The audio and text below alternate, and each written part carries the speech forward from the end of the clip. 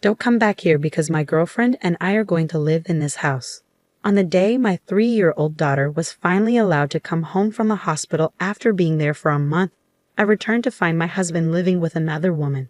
I was shocked by his betrayal. Both he and his girlfriend laughed at me, mocking me. To make things worse, my husband had the nerve to call me back to clean up the house, essentially kicking me out. Furious, I talked to some people and made sure my husband and his girlfriend faced consequences for their actions. My name is Emily. I met my husband Michael through my sister's husband, and we lived together with our 3-year-old daughter. We built our house while I was pregnant. We chose everything together, keeping it white inside and out, which I really liked. However, white gets dirty easily, so it needs a lot of cleaning. My husband gets very upset if there is even a small stain. He gets angry when our daughter spills food or dirties the walls. But he never helps clean up.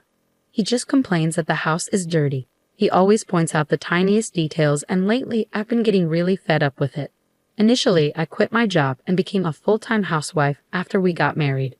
But when our daughter started kindergarten, I decided to work part-time to save money for the future. Since I started working, I hoped my husband would help more with housework and childcare.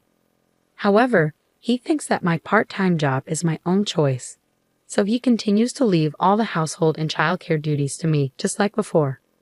One day, after sending our daughter to kindergarten, my sister and her husband, who lived nearby, were supposed to visit our house. I tried to tidy up as much as possible while helping my daughter get ready in the morning. My husband got annoyed that our daughter was touching things with her messy hands and called me before he left for work, complaining that I wasn't disciplining her properly. Even though he used to adore her when she was born, lately he looks at her as if she is something dirty. I try not to show my feelings in front of our daughter, but his attitude has been really upsetting me. Because my husband complained, I was running late to take my daughter to kindergarten and rushed to get back home to meet my sister and her husband. They had decided to visit just 2 days earlier when they called to see if I had time to meet. I thought they must have something important to talk about, but when I saw them at the front door, I realized it might not be good news.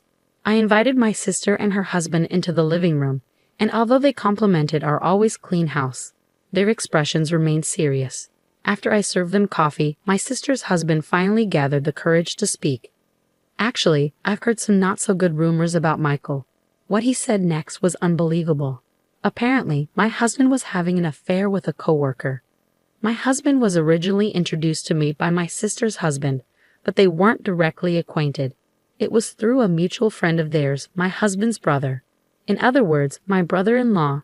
My brother-in-law's friend works at the same company as my husband, and he had heard some bad rumors from a colleague. One of the colleagues said that a female coworker had been going around saying she has a boyfriend in the company, and it seemed like she was talking about my husband. Just as my brother-in-law's friend was trying to discreetly find out if the rumors were true, he accidentally stumbled upon my husband and the woman together. They weren't even trying to hide it, openly flirting at the company. His friend was shocked, took a photo of them, and reported it to my brother-in-law. Then my brother-in-law told my sister's husband and showed him the photo.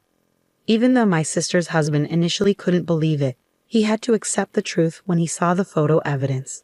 He had the photos with him, but I chose not to look at them. My sister and her husband apologized, feeling sorry for introducing me to a man who would cheat. Finding out about my husband's affair left me unsure of what to do. I had never doubted him before my sister's husband shared his story. Most of all, I didn't want to take my daughter's father away from her. But I also couldn't bear the idea of being betrayed. Just as I was about to discuss next steps with my sister and her husband, my phone rang. It was the kindergarten, informing me that my daughter had a high fever and needed to be picked up.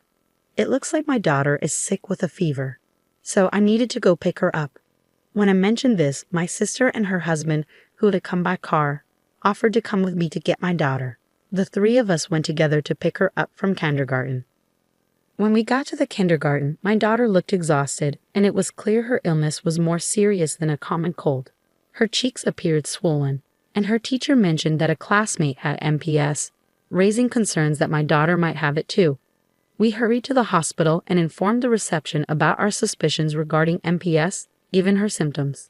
They decided she needed immediate tests because there was a risk of complications. While waiting for the test results, I became anxious and tried calling my husband, but he didn't answer and didn't call me back. Soon after, we learned from the test results that my daughter had MPS and had developed meningitis. She was admitted to the hospital immediately and settled into a room. After getting an explanation about her hospitalization and seeing that she was asleep, I decided to go home to prepare for her stay. My sister and her husband offered to stay with her, so I called a taxi and headed home. Late at night, my husband finally returned my call. He sounded annoyed that I had called him while he was at work and said sharply, "Don't call me during work." I explained our daughter's condition, her fever, hospitalization, and meningitis diagnosis, but he didn't seem to grasp how serious it was. He responded dismissively, "You're with her at the hospital, so don't bother me with every little thing. I'll stay there for a while to be with her." "All right, I'll leave it to you," he said, and then abruptly hung up without expressing any concern for our daughter. As a result, my daughter stayed in the hospital for over a month. During that time, my sister, her husband, my parents, and even my in-laws visited us frequently, worried about her. Surprisingly, my husband never visited once. When it was time for my daughter to be discharged, I asked my husband to pick us up, but he refused, claiming he was too busy with work. I shared this with my sister, and she and her husband offered to drive us home instead. On the day of my daughter's discharge, my sister's husband drove us home. It was a relief to see my daughter back to her normal self after such a long ordeal. However, when we arrived home, I noticed my husband's car in the parking lot, even though he was supposed to be at work. Through the window, I could see the silhouette of a woman inside. My sister and her husband also saw it and were furious, convinced it was his affair partner. I stopped them from barging in, left my sleeping daughter with them in the car, and went inside alone. When I entered the living room, I saw a woman standing close to my husband, just as I had seen from outside the window. When my husband noticed me, he quickly moved away from her, but it was already too late. I had seen everything. "Hey, I'm back. Who's this?" I asked him. Instead of answering, my husband stepped in front of the woman as if to shield her from me. Ignoring my question, he demanded, "Why are you here?" I couldn't believe it. He had forgotten the day our daughter was supposed to come home from the hospital. "I told you today was the day she's getting out of the hospital," I insisted. "No way. You said it was tomorrow. You tricked me into coming back today." My husband's response made it clear he had been so focused on bringing his mistress home that he forgot about our daughter. The woman peeked around my husband, looked at me, and smirked. Then she remarked to him, "Is this your wife?" What a chubby old lady. Hearing that, my husband's attitude hardened as he declared, "Yeah, I've got a young and cute girlfriend now. We decided to live here together, so don't come back." He put his arm around his mistress, as if to emphasize their relationship. I recalled the moment my sister's husband had revealed the affair to me. Despite my initial hesitation about divorce, witnessing my husband's behavior during our daughter's hospitalization shattered any remaining love I have for him. He hadn't visited our daughter even once in the hospital, leaving me to handle everything alone while he took advantage of my absence to spend time with his mistress in our home. I had taken time off from my part-time job and was exhausted from running between the hospital and home. Instead of supporting me during this difficult time, he was flaunting his new relationship and demanding I stay away from our own house. I was forced to clean up after my husband and his mistress, who had the audacity to tell me not to come back home. Exhausted and unable to argue any longer, I quickly packed my things and returned to the car where my sister and her husband were waiting. As I left, my husband and his mistress laughed at me. In the car, I shared what had happened with my sister and her husband. They were ready to confront my husband, but I stopped them. I didn't want my daughter to witness a scene like that, so I asked them to take us to my parents' house instead. We found a warm welcome there, and my daughter gradually improved while staying with my parents. From the time our daughter started crawling, my husband seemed only concerned about cleanliness and rarely interacted with her. His affection for her was fleeting, and she likely doesn't have many memories of him being loving or attentive. She never expressed a desire to see her father or mentioned feeling lonely. I didn't have the energy to confront my husband when I left our house, but I couldn't let things continue like this. Now that my daughter was recovering and could possibly return to kindergarten, I started to consider what to do about my husband. One day, I got a call from him. Curious about what he wanted to say, I answered. He bluntly told me, "The house is dirty. Come back and clean it." Even though he should have been living there with his affair partner, it seemed like neither of them did any housework. My sister had mentioned she was young and likely hadn't lived on her own before, leaving household chores to her family.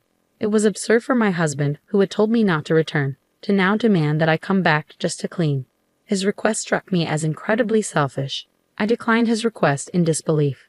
"You should clean your own house, or maybe that girl you're having an affair with can do it," I retorted, hanging up the phone.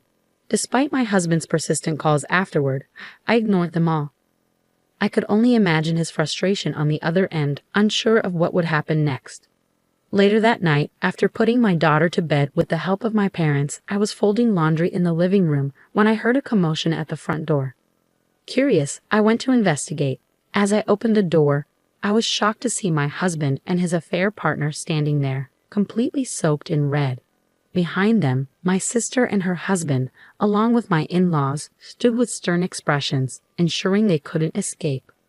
My husband and his affair partner apologized, saying, "We are truly sorry." However, my sister, her husband, and my in-laws didn't accept their apology. What covered them from head to toe was not blood but tomato juice. After my husband had called me to clean the house, I immediately informed my sister, her husband, and my in-laws about it. My sister and her husband visited my husband first, while my in-laws, who lived nearby, drove over to his place. My sister and her husband tricked my husband into going to the garden, pretending they needed some gardening tools I owned. When he turned his back, they pelted him with tomatoes. Startled, he turned around, only to have more tomatoes thrown at his face. These tomatoes were overripe and very soft, sourced as waste from a farm owned by a relative of my sister's husband. They wouldn't have caused much physical pain upon impact, but their squishy insides splattered easily, which clearly affected my husband, who prized cleanliness. My sister and her husband didn't give him a chance to react and continued throwing tomatoes. The tomatoes not only hit my husband but also splattered against the pristine white walls of the house, causing chaos. As this unfolded, my in-laws arrived on the scene. My husband was now being bombarded with tomatoes by my sister, her husband, and my in-laws. Amidst his panic screams and flailing, his affair partner, curious about the commotion, appeared in the garden. Without hesitation, she too became a target for the tomatoes. Attempting to flee back inside, she was forcefully pulled back out by my sister and ended up running alongside my husband in the garden. I overheard everything while on the phone from the moment my sister and her husband showed up at my husband's place. Every time the walls outside got dirty, my husband would scream sadly, and his affair partner would join in crying and panicking. Eventually, my sister, her husband, and my in-laws threw all the tomatoes they had brought. By then, the two of them had calmed down completely. They were then walked to my parents' house nearby. Even though I can never forgive what my husband and his lover did, hearing my husband's pitiful voice and the lover's cries made me feel a bit better. It was almost funny to see them both so desperate, apologizing to me. My sister's husband came up with this plan. After my daughter left the hospital, I began to doubt my husband's behavior during her stay. I decided to set up the baby monitor we used when she was little in our bedroom. I suspected that if my sister's husband was right, my husband might have been bringing his lover to our house while our daughter and I were away. I was anxious that the hidden baby monitor, concealed near a houseplant, would be discovered at any moment. Fortunately, neither my husband nor his lover found it, and it captured everything they did. Since the day my daughter was in the hospital, it seemed like my husband was living with his lover at our house part-time. Each time I returned home, I saved the recorded footage as proof. After my daughter left the hospital and I confirmed my husband's affair, I confided in my sister and her husband about the video evidence and sought their advice on what to do next. They suggested involving my in-laws first. My in-laws live about a 30-minute drive away and are usually calm people, unlike my husband who often gets angry. So with my sister and her husband, I took the evidence to my in-laws' house. At first, they found it hard to believe that their son could cheat. However, when we showed them the footage, they saw undeniable proof of my husband being intimate with his lover. They had no choice but to believe me. What's worse, my husband was heard saying hurtful things about our daughter, like how she just makes a mess and isn't cute at all, and that he wanted to throw both her and me out. This revelation made my in-laws furious. They wanted to confront my husband immediately, but my sister, her husband, and I convinced them to hold off for the moment. When my husband found out I knew about the affair, he became defiant. We didn't want to give in to his wishes for a quick divorce, so we discussed with my in-laws how to come up with a fitting punishment. Seeing the evidence on the video, my in-laws were also deeply hurt and immediately agreed to our plan. After brainstorming together, we decided on a unique punishment, throwing tomatoes at him. This idea came from my sister's husband, who had studied in Spain and was inspired by the tomato festival there. We thought it would be satisfying because my husband really dislikes getting dirty, and throwing tomatoes wouldn't cause any harm. It was also convenient timing since my sister's husband's relatives, who are farmers, had an excess of tomatoes that were going to be discarded. Initially, I was taken aback by the unusual idea, but I soon realized that simply throwing tomatoes wouldn't suffice. I felt my husband deserved to experience some discomfort from being hit by tomatoes, so I agreed to the plan. My sister, her husband, and my in-laws were all set to carry it out. I wanted to join in throwing tomatoes at my husband as well, but I was still concerned about my daughter's well-being and couldn't leave my parents' house. Additionally, my sister and her husband felt guilty for introducing me to my husband, and my in-laws felt responsible for how they raised their son. So it was decided that the four of them would proceed with the plan without me. I made sure they promised to do it outside the house, not inside. Despite my disappointment at not being able to throw tomatoes myself, witnessing my husband and his lover in such a pitiful state, thanks to my family, was oddly satisfying. I had already informed my parents about my husband's affair, so when they were brought to my parents' house, they were visibly uneasy.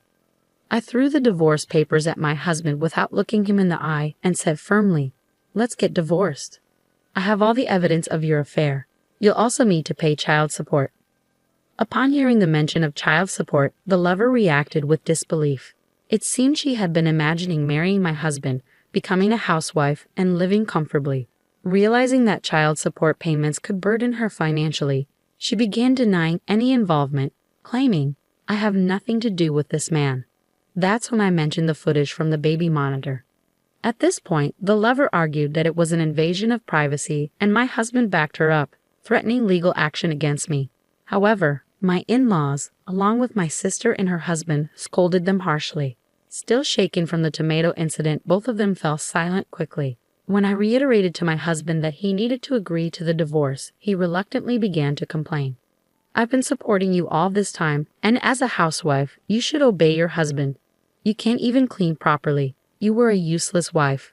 It's only natural that I cheated on you," my husband sarcastically remarked, mocking the idea of a part-time working mother being able to support herself.